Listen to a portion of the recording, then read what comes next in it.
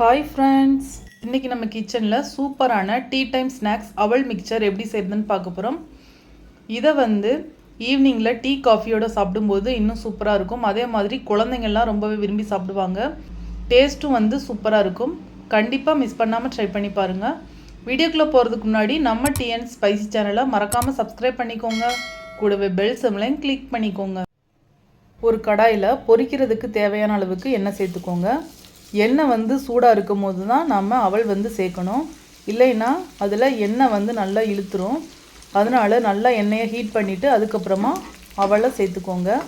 நான் ஒரு கப் அளவுக்கு அவல் சேர்க்குறேன். இப்போது அவல் நல்லா பொரிஞ்சு வந்ததும் டக்குன்னு நீங்கள் எடுத்துடணும், இல்லைன்னா கருகி போயிடும். பார்த்துட்டு நீங்கள் வெந்ததுக்கப்புறமா டக்குன்னு எடுத்துருங்க. இப்போது இதை நல்லா வடிகட்டிட்டு ஒரு டிஷ்யூ பேப்பர் இல்லைன்னா நியூஸ் பேப்பரில் கூட நீங்கள் இதை சேர்த்துடலாம். இப்போது நல்லா ஃபில்டர் பண்ணிவிட்டு எடுத்துக்கோங்க. இந்த மாதிரி வடிகரண்டியை வச்சு கூட நீங்கள் இந்த மாதிரி மொத்தமாகவும் எடுத்துக்கலாம். உங்களுக்கு எந்த மெத்தட் ஈஸியாக இருக்கோ இந்த மாதிரி நீங்கள் எடுத்துக்கோங்க. இதே மாதிரி இன்னொரு தடவையும் அவல் இருந்தால் இதே மாதிரி சேர்த்துட்டு மொத்தமாக ஒரு நியூஸ் பேப்பரில் போட்டு எடுத்துக்கோங்க. இப்போது 1/4 கப் அளவுக்கு பொட்டுக்கடலை எடுத்துகிட்டு எண்ணெயில் சேர்த்துக்கலாம். இதையும் நல்லா கோல்டன் கலர் வர வரையும் நல்லா பொரிச்சு எடுத்துக்கோங்க. இப்போது இதையும் அது கூடவே நாம் சேர்த்துடலாம். அதே 1/4 கப் அளவுக்கு நிலக்கடலை எடுத்துக்கலாம். இதையும் நாம் ஆயிலில் சேர்த்து நல்லா பொரிச்சு எடுத்துக்கலாம். கோல்டன் கலர் வந்ததுக்கப்புறமா எடுத்துக்கோங்க.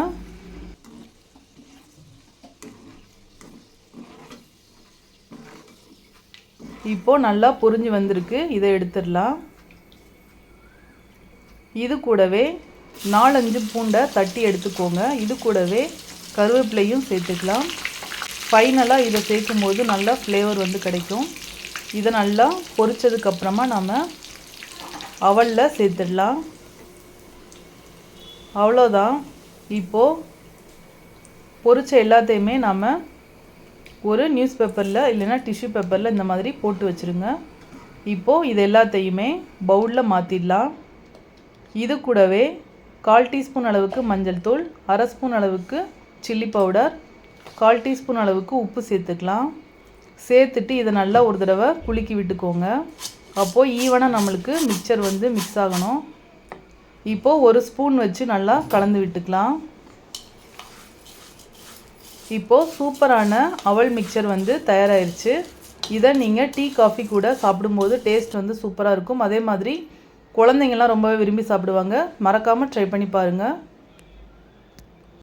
இந்த வீடியோ உங்களுக்கு பிடிச்சிருந்தால் மறக்காமல் லைக் பண்ணுங்கள், ஷேர் பண்ணுங்கள். நம்ம சேனலை சப்ஸ்கிரைப் பண்ணிக்கோங்க. கூடவே பெல் சிம்பலையும் கிளிக் பண்ணிக்கோங்க.